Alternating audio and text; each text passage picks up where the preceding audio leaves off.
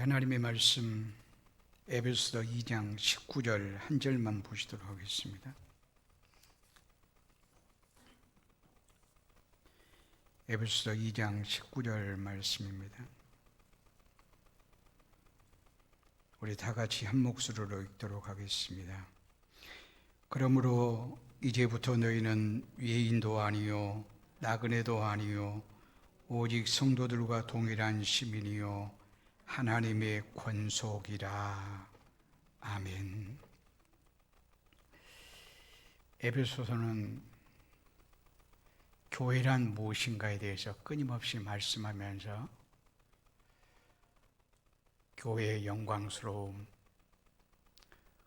교회 공동체라 말할 수 있는 성도의 존귀함, 이것에 대해서 1장 처음부터 끝까지 말씀을 하고 있습니다. 그러면서 에베소서 각 부분에서 교회란 무엇인가를 거듭 말씀하고 있는데, 제가 계속 강조한 것이 교회란 예수 그리스도를 믿는 생명 공동체인 우리들이다. 그래, 이 건물이 교회가 아니고 우리가 교회다. 우리가 건물은 교회의 당, 또 예배 당, 이렇게 말해야 맞고요. 진정한 교회는 우리다. 근데 우리를 가장 멋지게 그림으로 그린다면 어떻게 그릴 수 있겠는가? 교회란 그리스도의 몸이라는 그림을 그릴 수 있습니다. 그리스도의 몸이라는 의미에서 예수님과 한 몸이니 우리는 마냥 끊임없이 행복을 고백할 수밖에 없고요. 교회 규모가, 공동체 규모가 어떤가, 분위기가 어떤가, 또 수준이 어떤가, 수가 얼마나 모인가, 헌금이 어떤가, 이게 말고 교회는 규모와 상관없이 그리스도의 몸이라고 하는 사실 때문에 끊임없이 우리는 행복을 고백해야 되고, 또한 성도와 성도 사이도 나와 한 몸, 나의 지체인이 정말 소중하게 여기는 이런 마음을 가져야 될 것입니다. 그렇게 하다 보면 성경이 하나님의 사랑 이야기잖아요. 교회 공동체가 하나님의 사랑의 공동체가 되어줄 수가 있습니다.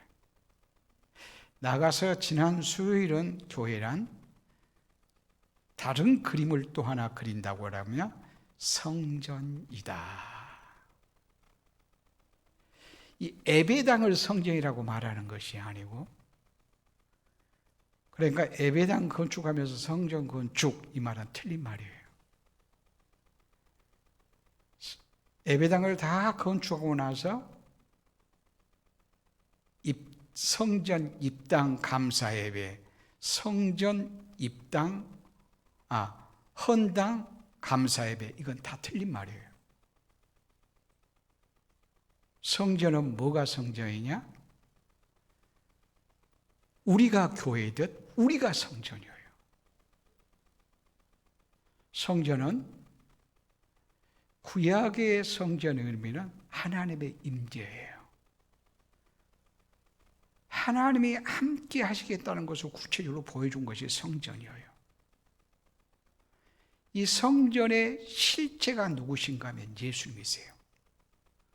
그래서 예수님이 이 땅에 오셨을 때 그의 이름을 임마누엘이라 하리라. 그러니까 진정한 성전은 누구신가? 예수님이시다. 구약의 성막이나 성전의 그 의미는 예수 그리스도 실체를 향해서 나가고 있어요.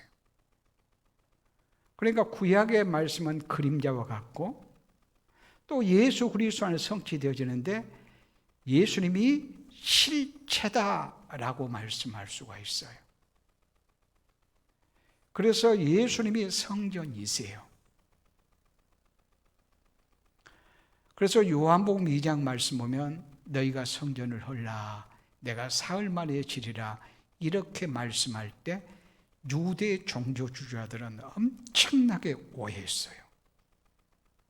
이 성전이 46년 동안 지어졌는데 아니 예수 지가 이것을 하려고 사흘 만에 짓는다고?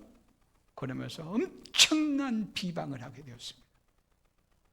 그러나 그 말은 예수님의 말씀을 전혀 이해하지 못한 오해로 가득 찬 예수님의 의중을 전혀 모르는 거예요.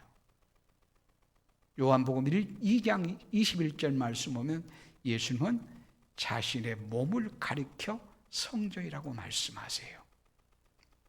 그러니까 성전을 허는 것은 예수님을 십자가에 못 박혀 죽이는 거예요. 사흘 만에 부활하세요. 이것은 성전이 세워지는 거예요. 그래서 성전 대신 예수님이 이제는 우리 안에 장막을 치고 계세요. 예수님이 우리 안에 계심으로 말미암아 이젠 우리가 성전 되었어요. 우리가 성전 되었어요. 우리가 성전 되었다 말은 우리가 하나님이 거하시는 거룩한 집이 되었다 그런 말이에요. 고린도전서 6장 19절 말씀 보면 너희가 성전인 것을 알지 못하느냐 이렇게 바울이 말씀하고 있어요. 이것은 교회 공동체 안의 성도들 각자가 성전이라고 말씀하고 있어요. 그러니까 성전을 건축한다라고 했을 때는 예배당 건축을 성전 건축이라고 말하는 것이 아니라 우리가 바로 세워질 때, 그러면 어떻게 바로 세워진 거에 바로 세워지는 건가? 예수 그리스도를 믿는 것과 아는 것이 하나가 되어 범사에 그리스도의 장성한 분량까지 이르러 갈 때, 예수님을 온전히 닮아갈 때 이게 성전 건축이에요. 예수님을 닮아간다고 하는 것은 예수님처럼 신비하고 기적적인 무리를 걸어간다거나 사람을 살린다거나 깜짝 놀랄 만한 이런 일을 행해야 예수를 닮는다고 말하는 것이 아니라 예수님은 자신 십자가에 죽기까지라도 하나님의 뜻을 생명처럼 여겼어요. 존중히 여기고 그대로 순종했어요. 그래서 예수를 닮는 것은 나와 나의 삶의 모든 방식이 하나님의 뜻에 있다라고 고백하며 실제 그렇게 사는 것이 예수님 닮은 거예요. 그리고 교회 공동체가 성전임이 드러나는 것은 뭐냐 하면 우천교회 공동체를 보면 하나님이 함께 하시네. 하나님이 임재하셔. 하나님의 능력이 있어. 하나님 닮았어. 이런 모습이 드러나야 진정한 성전 건축이라 이렇게 말씀할 수 있어요. 지난 수요일 설교 유튜브로 여러분 보내드리도록 하겠습니다. 제가 먼저 안 보낸 것은 그것만 들으면 오해를 할 수 있을 것 같아서, 그래서 방금 내가 전체적인 것을 간단하게 요약을 했어요. 그리고 다시 한번 설교 들어보세요. 그리고 지난주 수요일 날 설교 원고를 제가 이제 요약을 조금 해서 오늘 여러분 2장씩 드렸죠. 지난주 수요일 저녁과 오늘 낮의 설교입니다. 그러면서 교회란 무엇인가? 오늘 본문의 말씀 보면 하나님의 권속, 하나님의 가족이다. 오늘 말씀 보면 그러므로라는 이 앞에 말씀하고 연결되어지는 말씀이죠. 이 앞에 말씀은 뭔가요? 허물과 죄로 죽었던 너희를 하나님의 그리스도 예수 안에서 살리셨어. 이것은 하나님의 긍휼하신 은혜야. 그런데 그것은 너로 하여금 선한 일을 행하게 하려고, 선한 일 구원받은 자는 하나님과의 관계성이 회복된 자로서의 삶을 살 뿐만 아니라 성도와 성도, 이웃과의 관계도 우리는 회복된 관계로 누려가고 사는 것이 하나님의 백성의 삶이야. 이런 자가 되었으면 그러면 이제 어떻게 살 것이, 어떤 존재임을 오늘 본문의 말씀에 또 원리적인 것을 기억하게 하냐면, 이제부터 너희는 외인도 아니요, 외인도 아니요, 나그네도 아니요, 오직 성도들과 동일한 시민이요 하나님의 권속이라. 외인이 아니다 말은 밖에 사람이 아니다 그 말이에요. 너는 밖에 사람이 아니야, 안 사람이야. 나그네도 아니요. 사실은 성경 우리에게 나그네라고 말씀하지요. 광야 나그네 같은 삶을 사는 존재라고 말해요. 어떤 의미에서 그러죠? 하나님의 나라가 우리의 본향이라는 의미에서 그래요. 맞죠? 하나님의 나라가 우리의 나라야. 우리의 본향은 하나님의 나라야.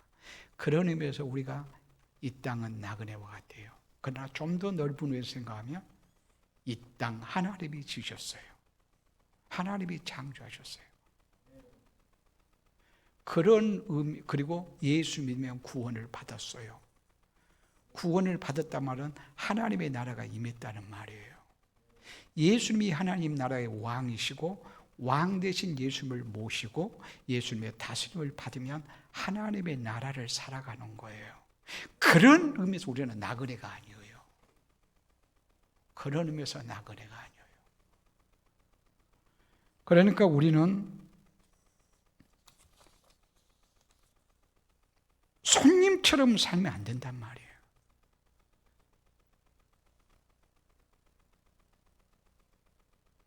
구경꾼처럼 살면 안 된단 말이에요. 하나님의 나라에 대한 소속감, 교회에 대한 소속감 가지고 우리는 살아야 되는 존재임을 말씀해요. 하나님의 권속이라. 이 말은 하나님의 가족이다 그 말이에요. 하나님의 식구단 말이에요.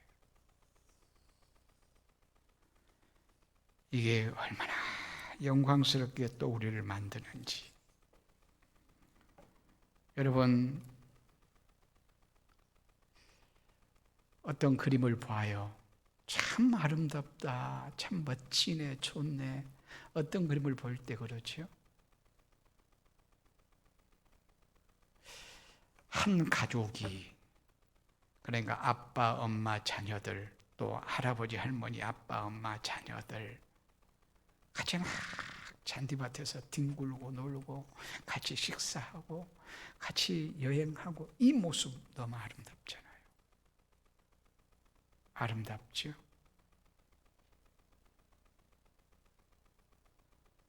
그러니까 우리에게 가족이라고, 하나님의 가족이라고 하는 것은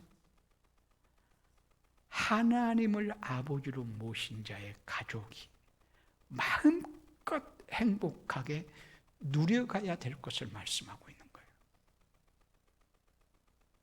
그러니까 교회를 하나님의 가정이라, 우리를 하나님의 가족이라 하는 것은 엄청난 축복이에요. 에베소서 1장 5절 말씀 보면, 그의 기쁘신 뜻대로 우리를 예정하사 그리스도 예수로 말미암아 자기의 아들들이 되게 하셨으니, 하나님의 기쁘신 뜻대로, 하나님이 원하신 대로 하나님이 예정하셔서 그리스도 예수 안에서 아들들이 되겠다면 하나님 우리의 아버지다 그 말이에요. 하나님과 우리와의 가족 관계를 갖게 하셨다, 이렇게 말씀하고 있어요. 우리가 예수님을 믿을 때 하나님은 우리의 아버지가 되시고 우리는 그분의 자녀가 됩니다. 그래서 우리 믿는 사람들을, 우리의 공동체를 형제 자매라 이렇게 말씀해요.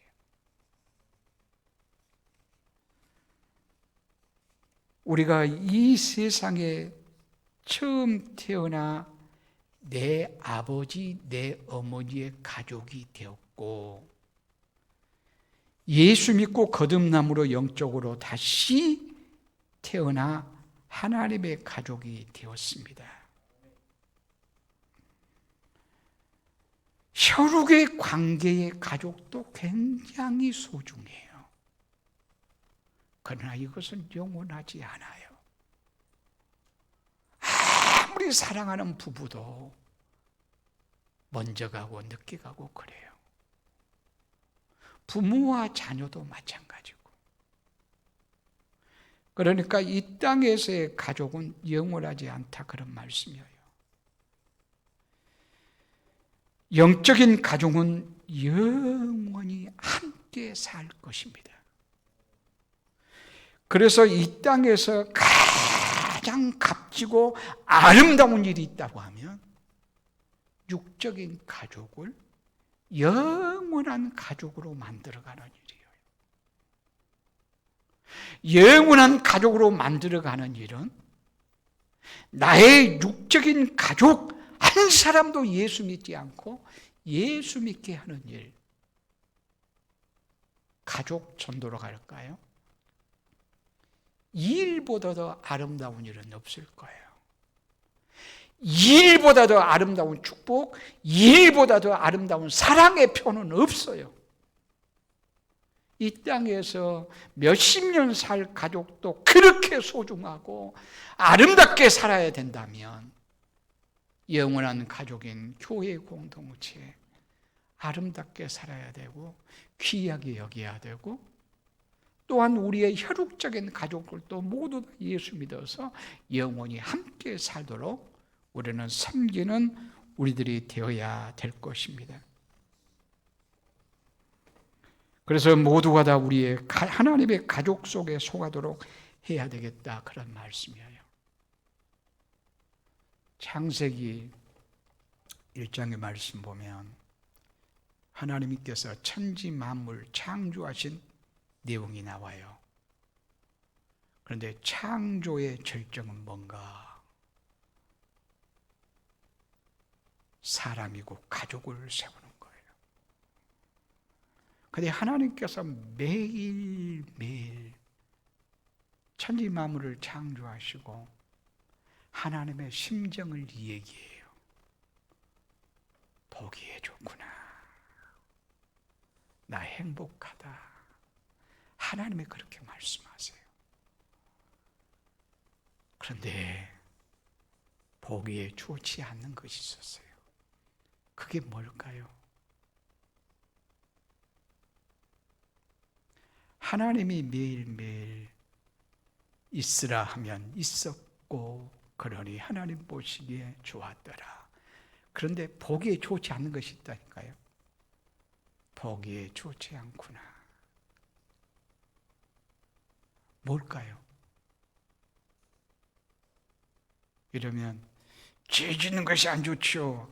아담과 하와가 죄 지었어요. 그렇게 말할 수 있을지 몰라도 그러기 전에요. 아담과 하와가 죄 짓기 전에도 보기에 안 좋은 것이 있었어요. 뭘까요? 예? 그래, 아담이 혼자 있는 것이. 자, 우리 성경 찾아와요. 성경 창세기 1장 18절 다 같이.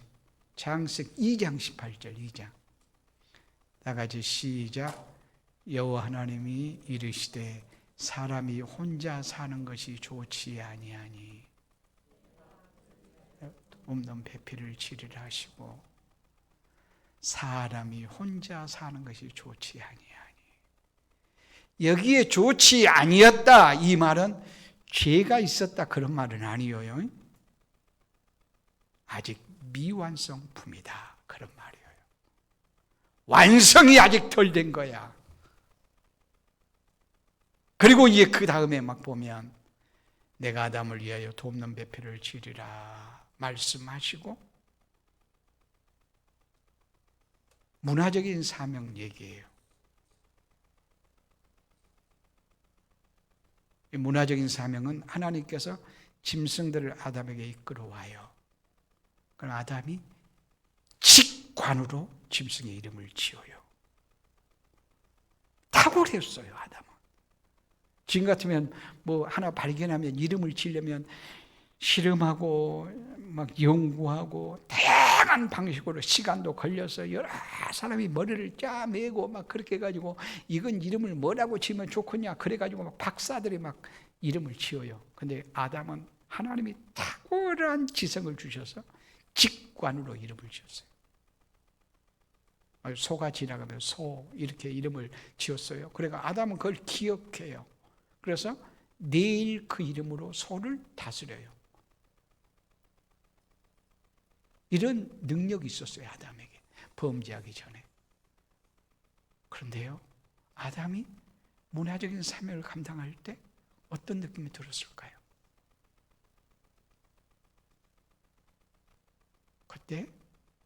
그때 아담은 다 함수가 있는데 나만 홀로네. 나만 혼자잖아. 나만. 그러니까 피로를 절실히 느끼게 하세요, 하나님이. 문화적인 사명을 감당하면서 아담이 짐승들이 지나는 암수가 지나가는 걸 보면서 이건 나 혼자잖아. 피로를 느끼게 한단 말이에요. 그때 하나님이 아담 잠들게 하세요. 그리고 갈빗대를 빼세요. 그리고 여자를 만드세요. 그리고는 하나님이 여자를 아담에게 이끌어 오셔요. 하나님의 자상한 배려예요. 이끌어 오신다는 거예요, 하나님이. 그럴 때 아담이 이는 내 뼈 중에 뼈요 살 중에 살이라. 그 고백들은 하와의 모습 봐봐요. 얼마나 행복한지.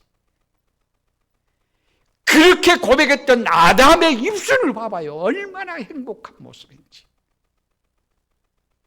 고백하면서 고백을 받으면서 행복에 겨워하는 아담과 하와를 보시면서 하나님이 야 좋구나. 이제 완성이야. 이렇게 말씀하셨어요. 혼자 사는 것이 좋지 못하여. 이것은 미완성품이라고 말해요. 그러니까 인간을 홀로 사는 존재로 짓지 않았다고 말해요. 함께 사는 존재로 지었다고 말해요.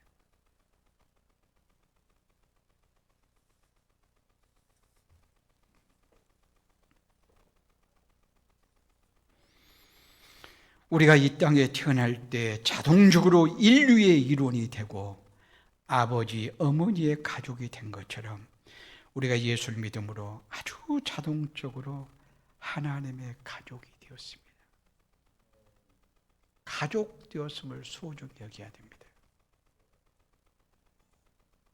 가족 되었음. 가끔 어떤 사람이 그러죠. 예수면 참 좋으나 예수 믿는 사람은 별로야. 참 이 말 들을 때 마음이 많이 아파요.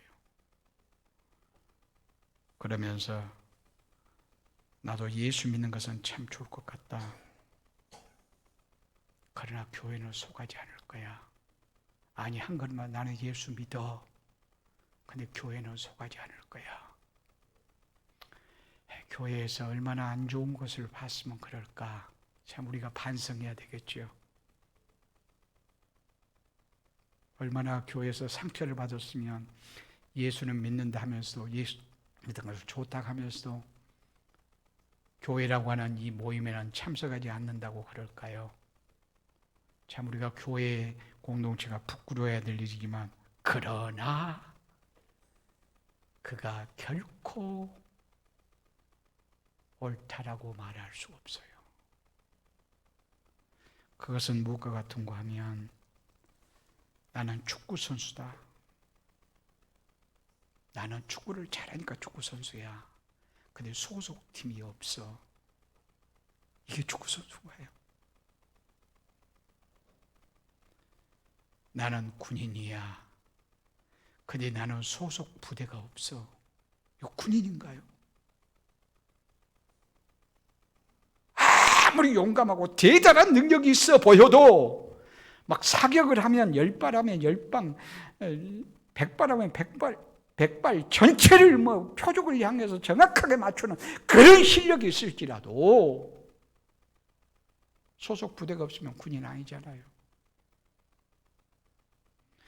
아무리 축구를 잘해도 지금 박지성, 손흥민이하고 비교할 수 없을 만큼 실력이 있어도, 그리 실력이 있어도 소속팀이 없으면 축구선수 아니잖아요.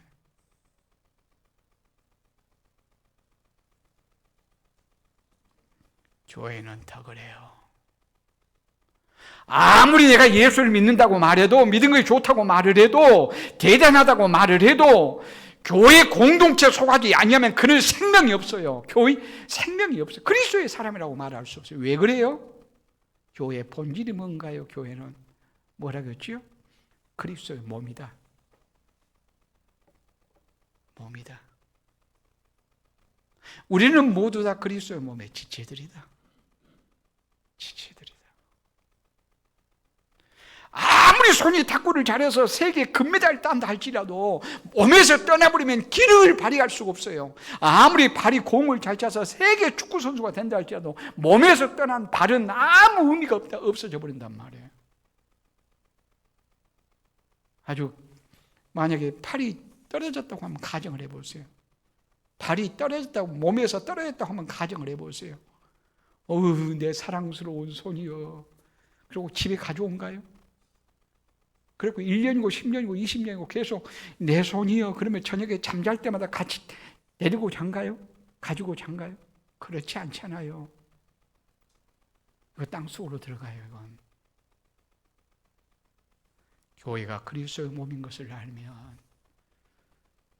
교회를 떠날 수 없어요. 칼빈은 말했어요. 교회를 떠나서는 구원이 없다. 그 말 맞잖아요. 왜? 그리스도의 몸된 교회의 지체로서 지체 떠나면 죽음이지 이거 구원이겠냐고요.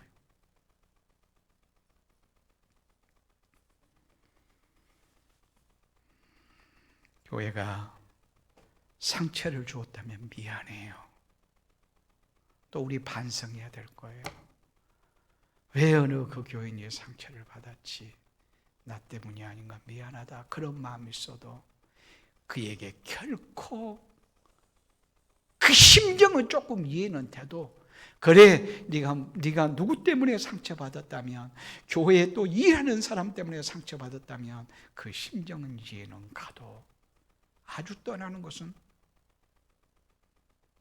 탁월한 축구 선수가 나 누구 보기 싫어서 나 그 소속되지 않는다라고 하는 말 똑같아요.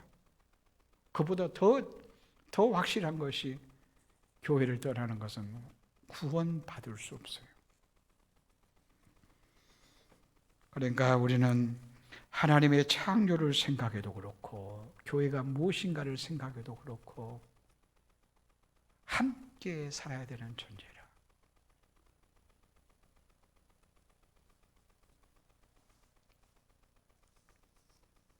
신앙생활은 혼자 유지할 수가 없어요. 교회를 떠나면 그날로부터 신앙의 다양한 문제들이 그에게 있게 되어질 것입니다. 여러분, 오늘 딱 예배당에 들어오는데 얼마나 따뜻하고 좋은지 문을 열어야 되겠다 싶었어요. 지금 문 열어졌네요. 저쪽에. 그래야 되겠다 싶을 만큼. 어제 우리 지봉 형제가 불을 아주 잘 떼놓았어요. 불을 뗄 때 조금 덜 탄 나무, 덜 마른 나무도 불이 딱 붙기 시작하면요, 얼마나 이글이글 불이 좋은지. 그러나 지금 다 말랐어, 완전히 말랐어요. 아주 불이 아주 막 훨훨 타게 붙었어요. 그러나 다 꺼내어서 각각 뿔뿔이 흩어놓으면 금방 모닥 뿌릴 때 함께 있을 때는 불이 막 너무 좋더니 다 탄 나무도, 다 마른 나무도 꺼져요. 그리고 덜 마른 나무는 곧 꺼짐과 동시에 옆에 있는 사람들에게 연기를 풍겨서 눈물 나게 만들어요. 우리는 덜 탈 나무와 같아요. 덜 마른 나무 같아요. 우리가 아주 성숙한 자가 아니잖아요. 주님 오시는 그날까지, 내 생명 다하는 그날까지 그리스도를 닮아가려고 끊임없이 노력하고 수고할 따름이지 완전히 성숙하진 않았잖아요. 곧 덜 마른 나무와 같다 그 말이에요. 덜 마른 나무와 같아도 여러 나무가 함께 오르면 정말 멋있게 불이 훨훨 타오르듯 내가 덜 마른 나무 같아도 교회 공동체에 함께 섬겨가면 하나님의 나라를 위해서 하나님의 멋진 동역자가 될 수 있지만 내가 다 마른 나무처럼 잘 탈 수 있는 나무처럼 정말 나 불 피우기 너무 좋은 나무가 됐다 그런다 할지라도 홀로이면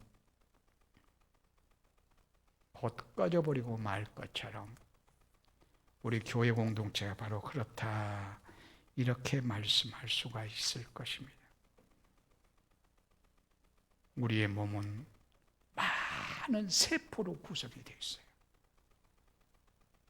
많은 세포로 이루어졌는데 어떤 세포가 병이 들어요. 그러면서 다른 세포, 그 병이 들면 건강한 다른 세포가 막 도와줘요. 근데 도움을 받고 싶어 하지를 않아. 병든 세포가 홀로 놀고 싶어. 건강한 세포가 막 도와주려고 그런단 말이에요. 그런데 거절해. 홀로 놀고 싶어. 그럼 이 세포가 뭐가 된 줄 알아요? 암이 돼요. 암이. 우리의 몸 세포 전체가 건강할 수 없어요. 뭔가 문제 있을 수 있어요. 그러나 건강한 세포의 도움을 받으면 그게 문제가 안 돼요. 그런데 도움을 받지 못하게 하는 것이 뭐냐? 스트레스예요. 스트레스. 그러니까 세포가 건강치 않는 세포가 다 있단 말이에요. 건강치 않는 세포가. 건강한 세포가 도와줄 거예요. 도와줘. 막 도와주면 막 행복하면 더 열심히 도와하는 거예요. 그럼 별 문제가 안 돼요. 근데 병든 세포가 막 스트레스 받고 힘들면 나 아무 도움도 안 받아. 필요 없어. 나 홀로 놀고 싶어. 이러면 암병을 해야 된단 말이에요. 우리는 몸이 약할 수 있어요. 교회 공동체가 문제 있어 볼 수 있어요. 힘들어 볼 수 있어요. 그러나 나와 한 몸이다. 내가 건강한 세포라면 저 힘없고 병들고 약하고 그런 세포 도와야지. 이러면 함께 온몸이 그리스도의 몸된 교회가 건강하게 되어질 것이라 라고 하는 이러한 말씀입니다. 요즘 혼자 사는 것을 너무 좋아하지요. 뭐 웬만하면 홀로 해. 놀이 문화도 보면요. 제가 어릴 때는 모든 놀이가 함께였어요. 함께. 뭐 어떤 놀이든지 한번 생각해 보세요. 함께. 뭐 자치기, 제기치기, 무슨 뭐 돌치기, 전부 다 치기로 속하네요. 모치기, 뭐 돈치기, 뭐 하여튼 줄넘기나 여자들은 줄넘기도 많이 하고 오자미 던지기, 뭐 자치기, 막 웬만한 것은 전부 다 공동체적이에요. 여러 사람이 함께해요. 근데 요즘 봐요. 요즘 게임을 봐요. 게임. 전부 다 10명 있으면 10명 다 핸드폰 들고 게임하고 있습니다. 아이들 보면. 다 각자예요. 각자. 그리고 홀로 방에 들어가 혼자 살기를 좋아하고 그래서 컴퓨터 가지고 게임하고 컴퓨터 가지고 뭐하고 밥도 혼자 먹기를 좋아하고 근데 이건 문제예요. 왜 그럴까요? 가까이 하면 상처가 된다나요? 그래서 좀 멀리 해야 된다나요? 우리 그렇잖아요. 멋과 멋은 멀리해야 된다 그러죠. 멋과 멋은 멀으면 좋아. 옛날에 그러잖아요. 무슨 그러더라. 예, 화장실하고, 처갓집하고. 예, 그래요. 근데 요즘은 처갓집 가서 사는 사람들도 많은 것 같아. 그런가 하면 화장실이 이제는 밀폐된 집 안으로 가지고 들어오더라고. 여러분, 그렇잖아요. 밀폐된 집 안으로, 아파트로 다 가지고 들어오잖아. 30평만 넘으면 화장실 2개씩이나 돼요. 자, 문제를 삼으려고 그런 거야. 괜찮아요. 괜찮아. 그런 거 그럴 수 있어요. 뭐 처갓집에 살아도 좋고, 뭐 화장실 집안으로 2개씩 가지고 들어와도 뭐 좋은데, 근데 사람과 사람 가까이 하는 것을 더 소중하게 해야 돼요. 이것이 더 원리적이에요. 원리적. 그래서 요즘은 결혼도 하지 않는다나요. 왜? 결혼하면 상처받으니까 너무 힘드니까. 홀로 살고 싶어서. 그러나 소크라테스가 그 얘기했어요.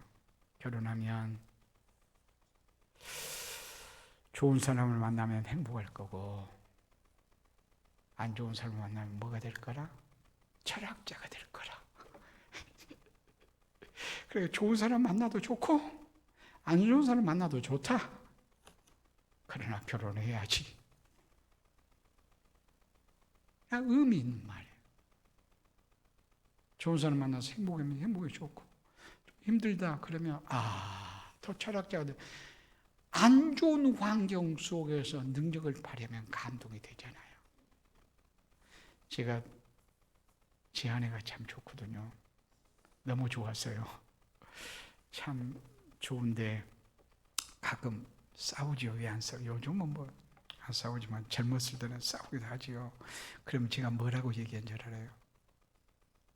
당신 참 악처였으면 좋겠다.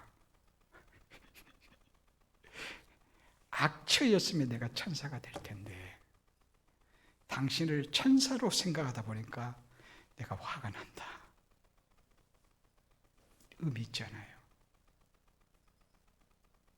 악처면 내가 포기할 부분 다 포기해보지 않겠어요? 너무 악하니까 포기하고, 그래도 하나님이 맺어줬으니까 내가 천사가 돼 살아야지.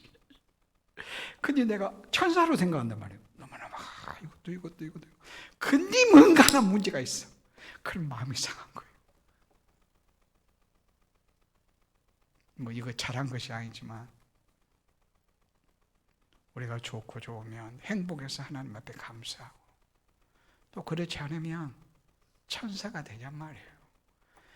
야, 저 사람 만났더니 너무너무 문제가 심각하다. 그러면 내가 천사가 되냔 말이에요.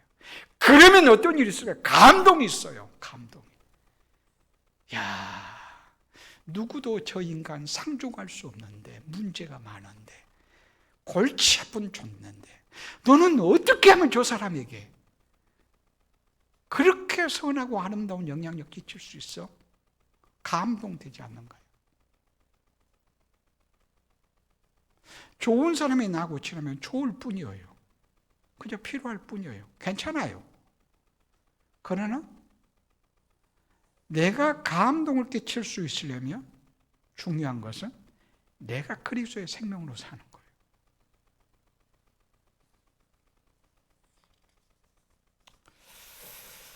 그래서 교회 공동체, 우리는 하나님의 가족이다.